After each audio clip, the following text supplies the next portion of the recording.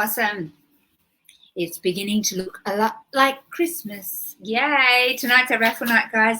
Welcome to Let's Talk About Ice tonight. And we've got a really packed show for you tonight. Before I introduce my guest, I'm super excited to share with him and hear his story and his journey. Guys, this show is about hope. It is about, that there is hope for people in addiction, and how we came out of that space, the impact of this drug called ice and other drugs on our lives, and that's why we do this show. So if you can share this show on your Facebook page, it doesn't cost a lot, guys. It's just a little click.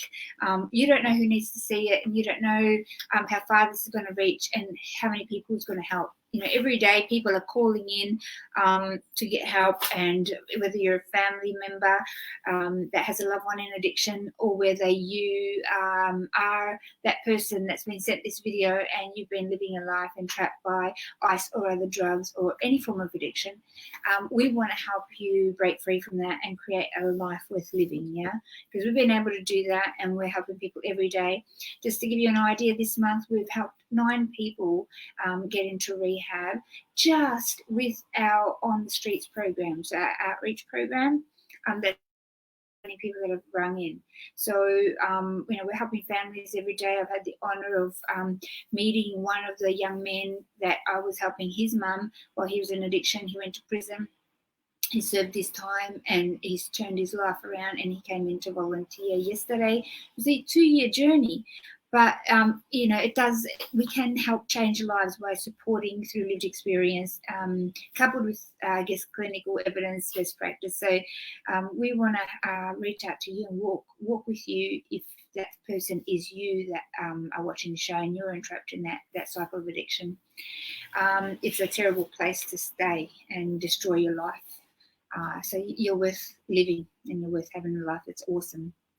So we just want to share tonight's show with you, and I hope that you can share this on your Facebook pages to encourage other people. Sometimes it's a very silent thing that people are going through, and they don't know who to talk to. So please consider sharing, because sharing is caring. Christmas is a time of sharing.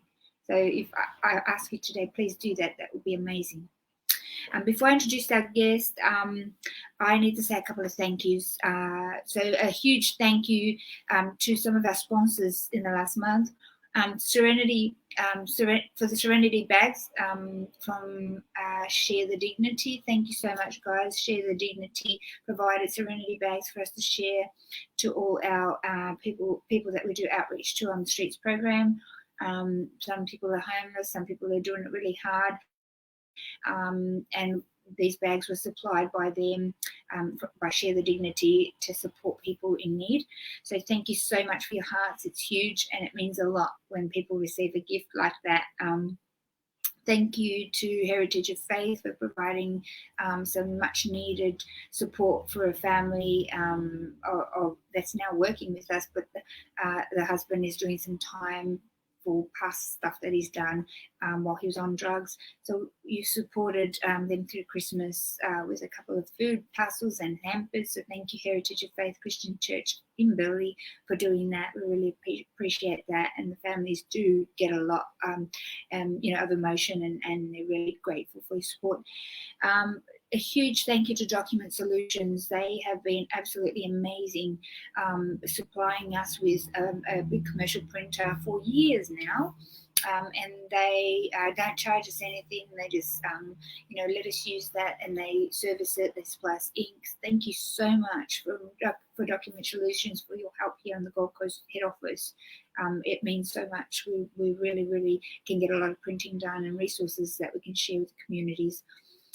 Thank you to Division Council for, we have different division councils that gave us some donations to help with the education programs for next year in your community. Division 1 and Division 13, thank you so much for your support. We have had another 6 divisions come forward. Those are the 2 major divisions that really showed a lot of interest in helping their communities. So thank you so much. And the Rotary clubs across Australia. we couldn't do this without you guys, and we're so grateful that you get our vision. We want to get to the top of the waterfall, stop people falling into that entrapment of addiction, particularly with ice. And a lot of the Rotary clubs have been sponsoring schools and helping us get into their community. And next year, I think last year we had 8 Rotary clubs join us across Australia for the Walk Against Ice in September. This year, we're hoping to have a lot more. So if you belong to a Rotary or you know somebody from the Rotary Club, please let them know about the Walk Against Ice in September. But now's the time to register for it, and beginning next year is the time to let us know you want to join. And all the funds raised in your area go to the workshops in your schools. Yeah, so let us know. Reminders and promotions. The office will be closed from the 18th of December, and we reopen again on the 11th of January. However, our care team and our family support number, which is 0481 844 555, we're on all the time. Yeah, so we are still answering urgent calls and emails, but our team, our events team, administration, all of that will be having a little rest. They're well-deserved rest. They've worked really, really hard this year. Even through COVID, we've helped more people than we've ever helped before. So really want to take my hat off to them all at the head office and just honour them all for their hearts. It's continuous work. Every day they come in and dedicate their time, their heart, do what it takes. They drive out to Ipswich to deliver stuff to people in need, drive people to meetings. It's just incredible what happens here in head office. And midweek it's like really buzzing and heaps busy. We're hoping that our WA team have launched, and we're getting some really good traction there. So we're hoping to have a buzz there happening as well as they start rolling out into schools next year. Townsville team are getting trained up early next year. Things are just hitting the ground running, and Ipswich, and it's going to be a really busy year coming up. So if you haven't booked your workshops, now's the time to send that email. Get onto our webpage, www.australianantiicecampaign.org.au. If you work in a school and you have interest in booking a workshop, please send us an email. We can schedule that in, let you know our availability, because it is going to be very, very busy next year. We're working with child safety, we're working with mines, we're working with workplaces, but schools are predominantly our point of target. We're going to stop those youth from falling down that entrapment and getting stuck there. Also, we are after some volunteers for our op shop. So we've had a few health issues with our volunteers in our op shop, guys. And next year, if we don't have any support, we're not going to be able to reopen our op shop, and that's what's keeping us afloat. So we've got one permanent staff that can work 3 days, but we need other people to join. So if you have time to give, or if you know somebody that has time to give and you're on the Gold Coast, we need your support, yeah?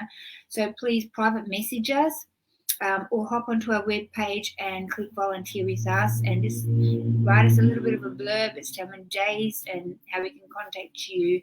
But we're not going to be able to reopen until we have that, or at a very small capacity, 1 or 2 days a week. So I'm doing a big shout out. Like I said, Christmas is a time for giving. Think about what you're giving into throughout the 2021. Like, it's been a hard year, and I understand that, but it's by giving that we receive. Once you grab that and you get a hold of that and you realise that, the impact that will come back to you, is 2, 3, 4, sometimes tenfold. So we need your support right now to keep that going. Don't forget our Bliss Trio package. It is going to be available until January 2021, Rianne tells me. So you can still get, it's a big package. It's on our Facebook. It's on our webpage, and you can get a massage and a foot spa and a facial, and it's only $80, and it's amazing. It's a great Christmas present. So if you haven't, got your Christmas present for your loved one yet, there's an idea for you. And half of those proceeds come to AARC to help us educate more kids. Yeah, so thank you so much to what's another? Charmaine from Essential Grace. That's right. I always forget the name of the company. And now it's time for our Christmas raffle. Oh, this is so itchy. I know Rianne's standing by because she wants to win her little friend. What's his name? Sean B. Sean B. And he's huge, man, like he's bigger than me. He looks a bit sad because we didn't sell a lot of raffle tickets, and so we've got 3 prizes, guys. So we're going to raffle it anyway, honor that, but we really didn't sell many raffle tickets, so we're kind of giving it away. So if you did buy raffle tickets, thank you so much for supporting the cause, and I hope that you win one of our prizes. There's 3 prizes. The first one, which is the third one, is the Op Shop voucher. So it's $10 voucher for our Op Shop, and this is the basket I'm supposed to pick out of. So we have our raffle tickets in here, and it's a $10 gift voucher for our Op Shop. Yeah. Oh, somebody's speeding out there. The rain's coming down really hard here on the Gold Coast. Let me see. Rianne, you won that. It's a $10. We can't win both. So that's Rianne's won that one. So that's the number, and you have to produce the stuff. So that one's your gift voucher there, Rianne. It's a $10 gift voucher for the Up Shop. So you get that one.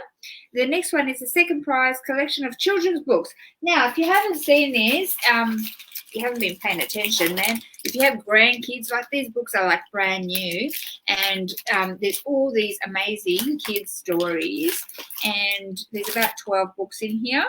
So you have Spot What and stories of Winnie the Pooh, and there's some Disney stuff, and there's heaps of books here, and they're really, really heavy. So if you haven't bought a raffle ticket for that, you're not in the running for it. So let's have a look at that. We're going to have to pull one out. Let's see what we got here. Who do we hit? Oh, that's Sissy. She won it. Sissy. Yes. Yay. Sissy, you won the books for your great-grandchildren. Yay. Thank you for buying a ticket. Well done. And big Sean B. Bear, you going? Are you leaving? Everybody's been like amazed that you're sitting out here. So let's draw that. And Rianne's like, please pick me. She wants him to lay down in bed with you. So big. Yeah. He's bigger than Rianne. Like, he's a little pocket rocket. So let's have a look at that. All right. Oh, Carrie Ann, you have won the Beaver. Woohoo! Yay! So for your kids, isn't her number here? We're gonna have to contact them. Yeah. So we will contact all our winners. Thank you so much for supporting the cause, and see you, Shawnee Beaver, and all the gifts. It's time to get serious. Get off the couch. It's not time for you. We'll get him off the couch. Ho ho ho! Have a good Christmas. Guys, have a safe and wonderful Christmas if I forget to do that at the end of the show. So I'm just going to take this off a little bit because it's really itchy and yuck. And we're going to introduce our guest. Awesome, I can't wait because we haven't really heard his full story, and I'm looking forward to it. So Rianne's going to bring him up on the show. We're doing this crossing over live to Townsville. So I guess it's in Townsville. We're ready to go. Awesome. Hello. So welcome, Bo. Hello. How are you? Yes, good. Awesome. Welcome to Let's Talk About Ice. And Bo, thank you so much for wanting to share your story and help us raise awareness against this terrible drug called ice. Well, we all know that, all drugs have consequences and side effects. But this particular drug is destroying a huge part of our community and destroying people's lives. It's not just about, partying up, but it's seeing the impact of this across the nation, across the country, even internationally. It's really breaking down families, and it is really destroying souls. And a very small amount of people actually come out of that addiction of the entrapment of ice. I'm so keen because I know you've been in recovery now for a year. Is that right? Yeah. Over a year? 4 years clean before that, and did 2 months of bad indulging. But clean now a year. Awesome. So that's a year and 2 months, is it? Yeah. Well done, mate. Congratulations. I want to hear the journey, and I want to hear. I mean, you're a striking young man. You come into head office. You actually will be working with us. I'm so excited to train you. You will be one of our educators, and I'm really looking forward. You've already started budding people, which is peer support, guys. And I am super, super excited to have you join this team a little bit, in more full swing next year. But at the moment you're in Townsville doing some work. I want to go back because, I've seen you come in here. You're so, you're well spoken, you're well dressed. I wouldn't pick you from a barrister for have been a drug addict. Okay. So most people go, what does that look like? Drug addicts, druggies are those in the streets and they're the losers with low economic, social background. And they're, involved, homeless and all of that. Tell me about how your journey, your bit of your background and your journey, because you're not your typical, I guess, druggie, if you want to put it like that. And I'm speaking for self too, because what does that look like? General community out there have a picture and a vision of what that looks like. Yeah, no, I don't know. I guess I was very good at hiding stuff when I was in my full swing of it. I was a chameleon.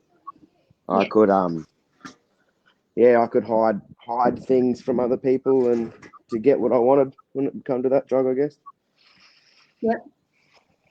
Tell me about what your background was like though, like when you were little. What was your background like? Did you have a family that were using drugs? Loving family. Best mum ever, stuck by me. Mm. Yeah, sorry, I've got the next door neighbour talking to me. Mum's next door neighbour.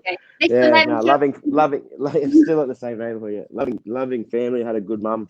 I'm here at hers now, staying here. Yep. I was just lucky to have family that stuck by me through it. I had no excuse to do it.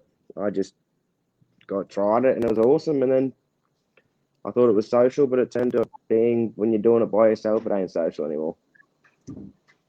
Yeah. Tell me, were you into party drugs, or so they say, recreational drugs and other drugs? Tell me where your drug use started. Well, it was weed, the gateway drug, so they reckon, which is, it's so true. But we won't get into that. Then it was pills, and then ice come along, and like pills were for fun. They were on the weekends, but then when ice come along, the pills just got shitter and shitter, and the ice, excuse my language, the ice, it just took over, really, to be honest. Not wanting to go to sleep. How quick did that happen? How quickly did that happen? Like, and I want to know too that. So we'll take one question at a time. How quickly did that happen? Did ice take over, do you think? At the time, I didn't really notice it, but it was definitely 6 months.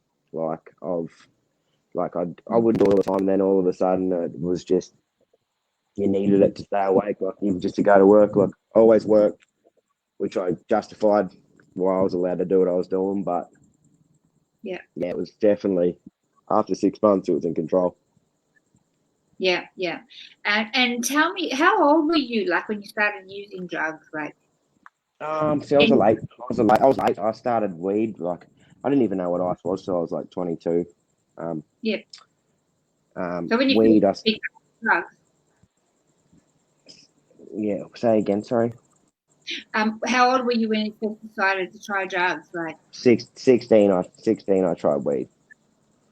So what were you thinking at the time? Like, did your parents, obviously, you love your mum. She's been awesome support for you. She probably, she would have said to you, don't do drugs, though. No, she didn't really think she had to be honest. I was pretty good at school, pretty good at a lot, and it was more of a, I guess you could say, fitting in with older kids, but at the same time, I still hung around older kids. I went looking for it. I went looking for something that wasn't perfect. Yeah. And so you started using a bit of weed with the older kids, and, well, most parents, we hear, oh, that would never happen to my kid. You know, my kids are Yeah. studious. They play footy, and that kind of that Yeah. wouldn't happen. And so Yeah, I do that. they don't think that they need to do the extra education because the schools already do education about drugs and sex ed and all of the things that they think their teenager needs. Yeah. However, I think there's a presumption. I had education too, about don't do drugs; it's really bad for you. But there's always that curiosity, I guess, and wanting to fit into the kids. Was that a factor for you? Yeah, it definitely was. Like I said, like it's chasing that something different. Like I was, yeah, I was just looking for something that I didn't already have, and I was always well behaved. I wanted that out, and then when I enjoyed that out, I got hooked on that out kind of thing. It Yep. was, yeah. And yeah. once you tried ice, you said within 6 months it kind of took over. How long did that journey last, Bo? And what happened in this journey? Tell me about it. To be honest, I was so lucky. Like I've seen people just go, yeah, just end their lives, and it's sad. For me, I worked all the time when I did it. I thought I was in control until you start. I don't know. Your mind starts playing tricks on you after a while, and it all catches up on you, and you can only lie and say sorry so much, and then there comes a point where I just went like, I need to try and stop this, and that's when you know you're addicted, when you try and stop and you can't. Like you realize that I actually can't stop. I need help. Yeah. That was a big changing moment when it comes to me with stopping. Was just when I actually said I'm going to stop, and then tried and couldn't. Yeah. Because you always say you're gonna. It was, yeah. How long did that journey take when you started using, and then to the point where you realized that you can't stop when you wanted to? How long did that journey take? It was about 4.5 years, I reckon. Wow. 4.5 years of chaos. Yeah. Tell me what happened in that time, and what did I take from you? Oh man.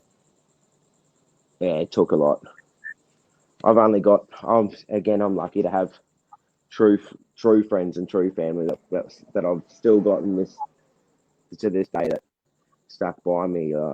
But yeah, I thought I had a lot of friends. It was just, yeah, it was all fake. When you stop something, the people you hang around with, when you stop something, it's very hard to to look around and go, yeah, actually, I don't have that many friends. I was just in it for the drugs. So what I lost was probably true friends, and then get the shit one, or the bad ones.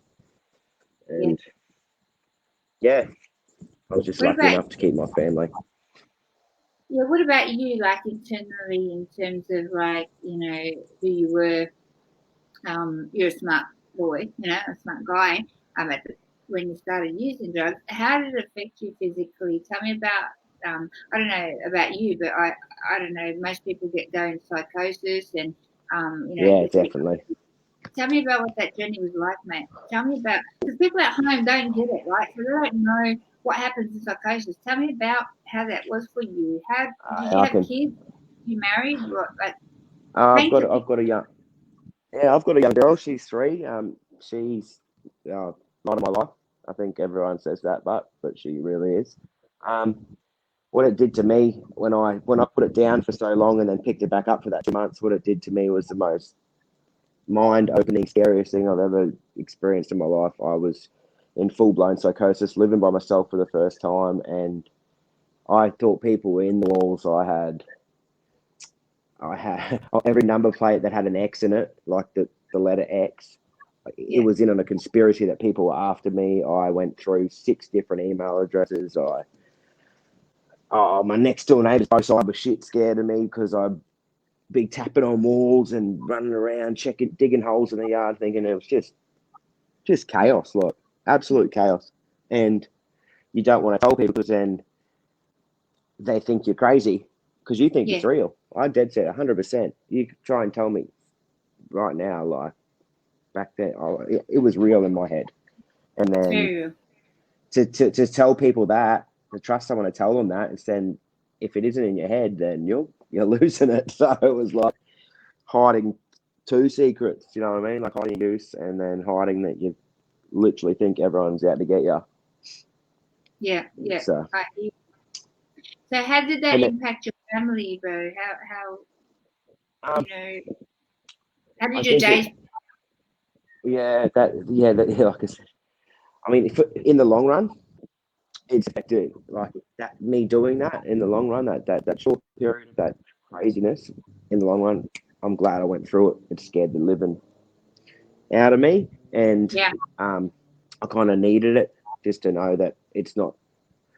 It's not. Yeah, you can go for so long and you in your head you can make it think that it's going to be different next time. You can just have it, but it's 10 times. It literally was 10 times worse. I think Yeah. the more educated you are, too hurts. Like the more you know how much it's gonna, why you shouldn't have done it, and gets in your head as well. It's just like, it's a very scary thing. Yeah. Got no one to talk to. And if you talk to yourself, you think you're going crazy as well. So Did you have a partner at the time, bro? I actually relapsed because of a bad breakup. So. And I relapsed because my ex partner took my daughter off me. I was full time with her, and then she decided to take her off me. Then I decided to use, and it was 2 months, 2 months delay on the bigger picture. Put it that way. Yeah.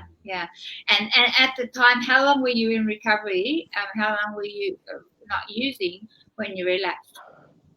4.5 years. Wow. I drank, but with meth, I had not touched it.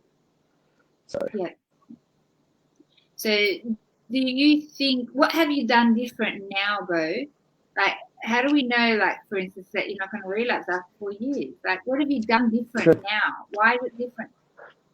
How does anyone know that they're not going to relapse? Do you know what I mean? Like, that's the bad part about this. Like, everything's circumstantial, but I know that I am the strongest I've been.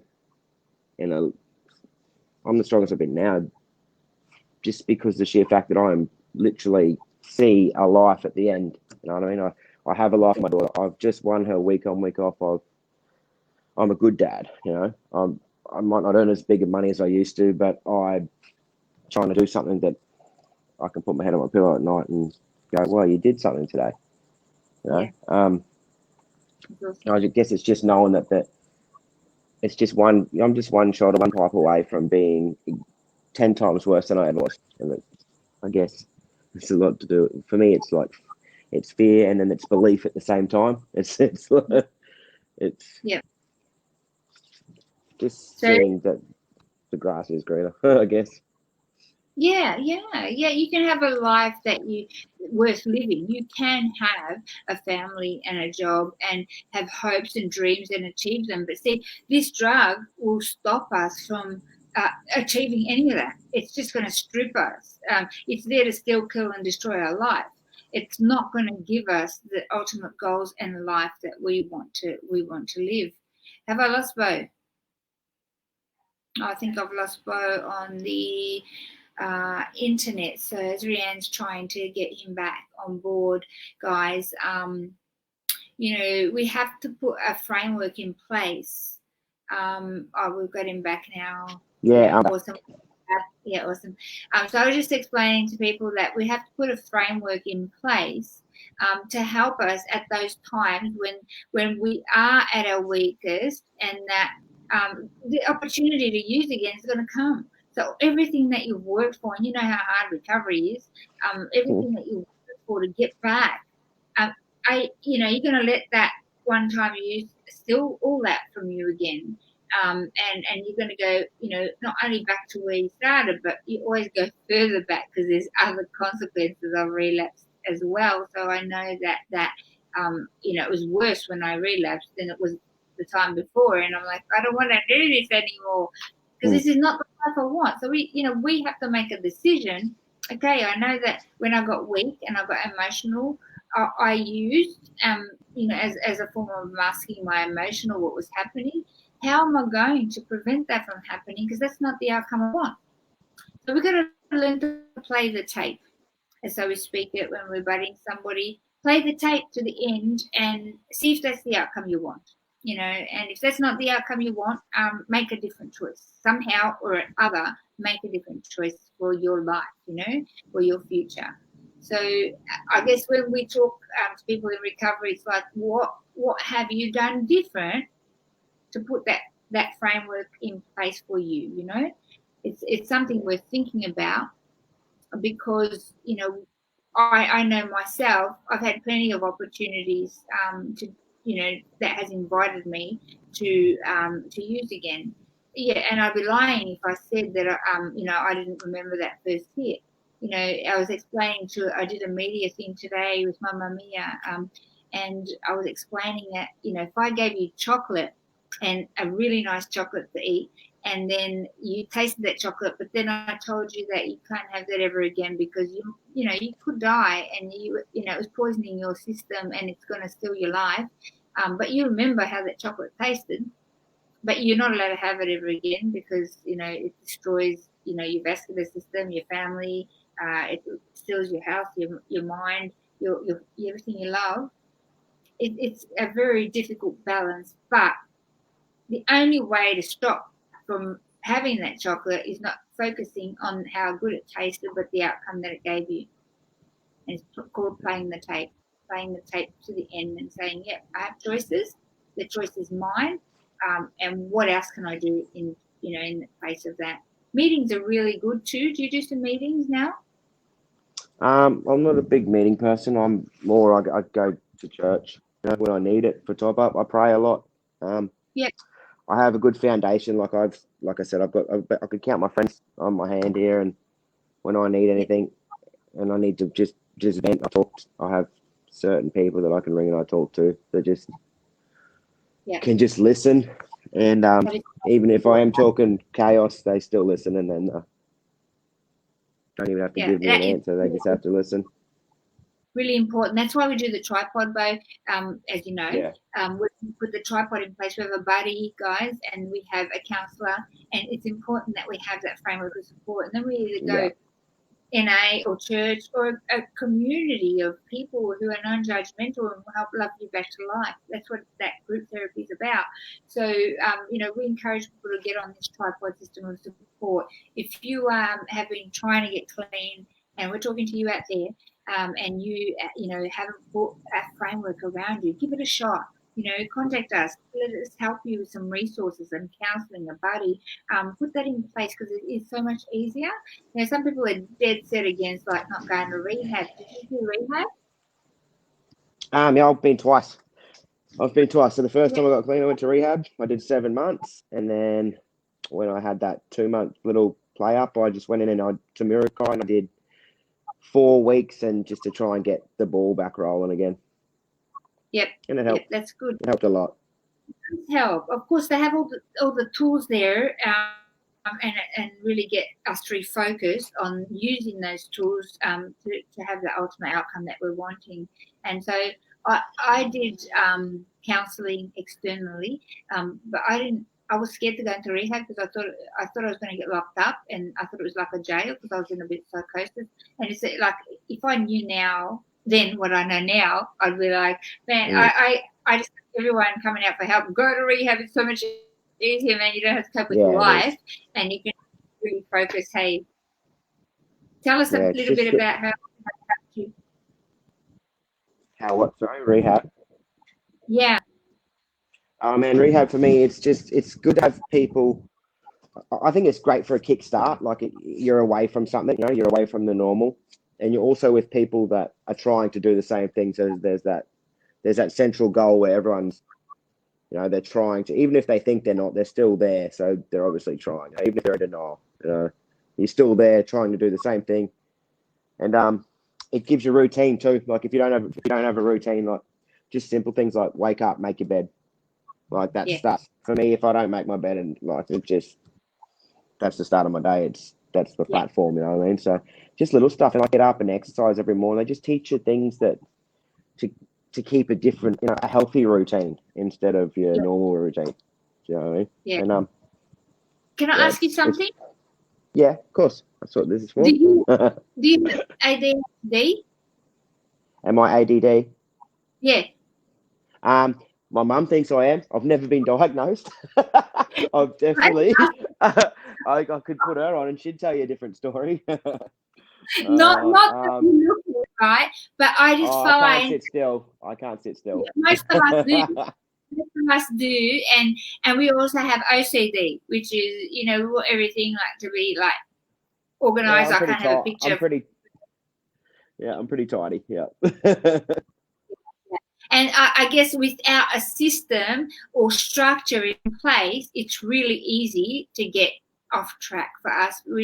I find I need times, I need schedules, I need everything in a block that I follow.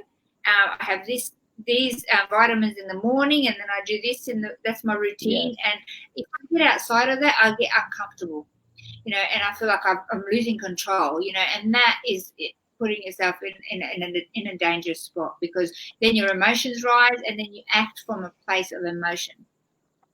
Yeah. I think repetition is a good thing in recovery. Yeah. Yeah.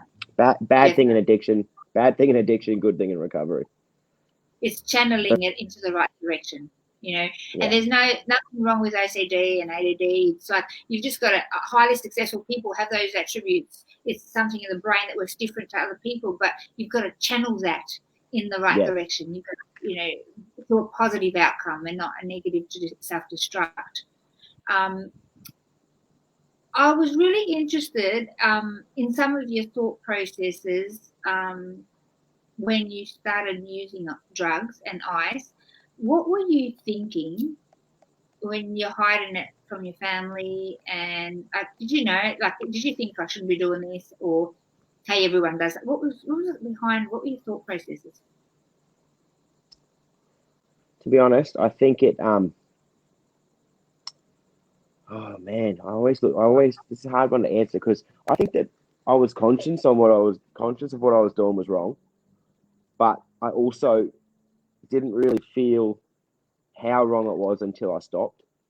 Like the first time I stopped, I looked back and went like, yeah, it was a lot clearer. Like that, you've had a problem for this long, but you're in denial for this many years, and you get to a point where you got a problem. Like you just admit it to yourself. Doesn't mean you're going to stop, but then eventually, everyone starts disagreeing with your lies, and I had to stop. I did it to prove people wrong that I could stop, and then when I got there, I actually couldn't stop. So it was like it ended up being for myself, not for other people. But yeah, I know it's so. Oh yeah, hiding it from people. Yeah, I was good at that. Like I had that mastered. You know what I mean? It didn't bother me until I actually stopped to smell the roses. But then, same time, I hated myself for lying, not using. I hated the lying to the certain people that I loved. Like the using part, that was using, but the lies that come after is what I hated the most, to be honest. Which is why I probably used again and again and again. Yeah. And did you end up in trouble? Like a lot of people end up, robbing things and in gangs or trouble, getting beat up, and I don't know. What was your journey like? Up here in Townsville, we just used to get drunk, use, and fight. So that wasn't really, you didn't get in much trouble for it. But so, as for theft, I didn't really get into it. I always had money. I always worked. But I lied. Like that's my main part. Like I was an addict that had money because I worked, but then I wasted it all for my addiction, and just kept scraping by. That's why I lasted for so long, and I just kept just above that line, before psychosis was where it all ended when I come back to it. So see, that's why I wanted to highlight that, Bo, because people have this preconceived idea that if their loved one or a son, if they're not homeless and can't talk anymore and out of control and getting in trouble with the police or getting in violent crime and stuff like that, then they're not really an addict. They fail to see and look for the symptoms, because they're not because they're failing, but because they are unaware of what to look for. But generally, people think they have this preconception of what a drug addict looks like, and how, they call it a junkie, you're wearing dirty clothes and you walk on the streets. Well, it's not quite like that. You were working, you were holding a job, but you were out of control internally, but trying to mask that and keep it going. And, if families and people in the community could get a lot more educated on this by listening to people that have been through it, how could people recognize? Talk to me about how you think families out there watching, how they could recognize or learn about, that their loved one might be in trouble. Like you said, what you're doing now, like talking to these young kids, like, and I know this sounds sort of, they have parents that they just watch and they think, they probably have jobs and they're still using, and they're coasting through life, and these kids watch these parents and they think it's normal. I think, like, teaching kids at a young age what isn't normal. Do you know what I mean? Like, that it isn't good for you. It's not normal. It might look okay from the outsides, but a lot of people are fighting. Like, I think everyone who uses it's fighting demons. Some people are just better than hiding it than the others. Do you know what I mean? Like, definitely. But how would, like, if you were talking to a family today, and what would you say? You as a parent, you're a dad. How would you keep an eye on the kid when that time comes that that they might be introduced to ice and other drugs? What are you looking out for, mate? Like, how could we or your family have recognized that you're in trouble earlier than 4 years, and maybe giving you some support numbers or showing you that this is going to destroy you, mate? Is there anything that you can help? I guess just looks like big highs, real big highs, and then even bigger crashes. You know what I mean? Yep. Especially for young kids. Like, just for me, it was like I knew I could use, and I'd be there, but then I'd crash, like, physically, emotionally, internally. Just looking for it's just manic behavior, man. Right. Yeah. What does a crash look like, Bo? People don't understand. It all depends. It all depends. Crash is not leaving your room, eating heaps and sleeping for 24 hours at a time. Yeah. I've just been advised. I'm not going to be rude, but I've got 5 minutes left because I'm going to have to get in the car and go on playing. How do you get that? Thank you for that. Awesome. We won't be much longer. We'll wrap this up. I'm just trying to paint a picture out there, because we've got families watching and they're like, well, my son looks okay, but, I'm worried about him, that he might be addicted to drugs. Do you have any advice to families? Oh, man, it's scary not like being a parent now, like, and just not. I think the main thing is to try not to scare them, but not scare them away. Talk to them and tell them that it's okay, and then explain, like, it's okay to talk to you. Have that relationship with your children where you actually care for them, and you can say, listen here, like, this is what it does. You know what I mean? I know you're trying it, but you need to stop it. This is what happens. And showing people, like, that. Just showing people the bad side of it, really. It's disgusting, man. Yeah. It can be glorified, and you need to show people the disgusting side of it. Yeah, and then you lose when you bury people that you love, and you watch them lose their lives. It's a very different journey. Sleep is a brilliant thing. We shouldn't deprive ourselves of it. Yeah. And I know you didn't. So I'm not going to keep you much longer. Any final words for people at home? So we've got 2 types of people watching here tonight. Families that have loved ones that are in addiction and they don't know how to help them. And then we might have people watching that might be, starting their recovery and really struggling with that. So do you have anything? Yeah, I do. I do.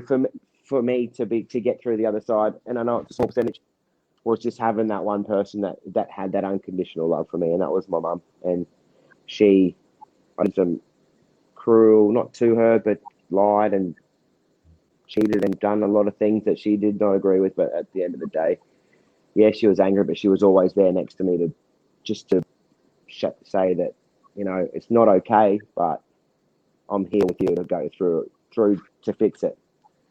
So I just hold on, man. Just hold on and try. You know, obviously, I was just very lucky in that instance, just to have that one person that can just be there, even if you've stuffed up. Yeah. Over and over again. And hear her perspective on what she prepared and how she walked through it, and what tools she learned along the way to help you, because it is a family problem. Yeah, addiction is a family problem. Addiction to anything. All right, so you need to do the journey. It's important that families do get the tools and awareness so they can help their loved one. I'd love if you ask your mum whether she'll be on the show one day. I'd love to hear her perspective on it. Both. Yeah, she's pretty good with words too. Awesome. I hope you get to chat with her. But Bo, you have a safe flight back. Thank you so much for sharing your story. And I know that you're budding some guys at the moment, and I look forward to training you and hitting the schools and workplaces and stuff, and helping it raise awareness about this drug. Hey. Thank you, Andrea. Merry Christmas to all. Same to you. Before we go, can I just teach you our slogan, or have you seen it before? Yeah, was it A? No, not even once. Yeah, not even once. Yeah, even once. Not Ready? Even once. Not even once. See you, brother. Once. Beautiful. Yeah, God bless you.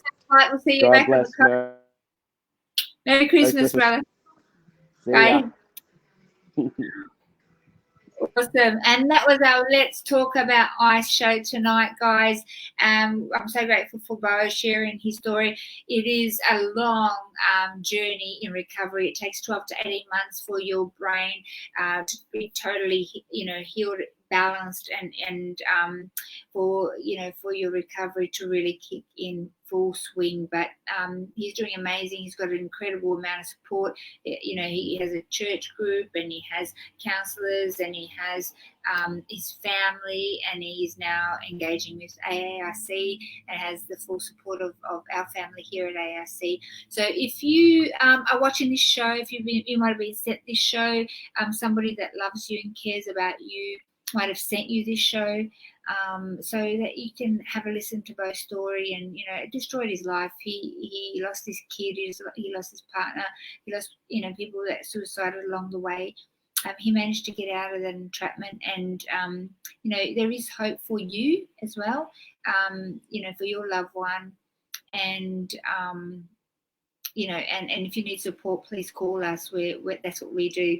So the family support number is 0481 844 555. That's the family support number. If you're a family member with a loved one in addiction, please call us. We want to send some resources. We want to walk with you. Our counsellors, trained counsellors, have lived experience. They know what's going on for you.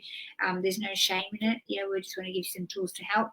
And if you're entrapped in addiction, honestly, freedom is so awesome, and having a life that's awesome, worth living, is so good. And we'd love to see you here with us on this mission. So, reach out, give us a call, or send us a private message. We want to help you make that path, straight, and help you with some tools.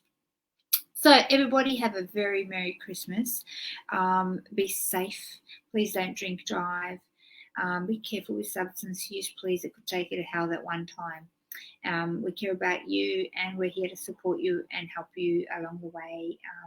So thank you for everybody's support that's been following the show, and all the financial support and all the workshops that we've done. It's been an incredible year, even though COVID has hit. We can't wait to hit the ground running next year. I'm super, super excited. And just a big kiss and hug to all of our volunteers. I know if you're watching, I love you so much. I really do, for your hearts and your help and support in this mission. Look forward to seeing you next year. Meanwhile, go to our YouTube channel. We have so many Let's Talk About Ice shows, and we'll see you back on the week of the 11th of January. Have a safe Christmas. God bless. Take care and stay clean. Bless you.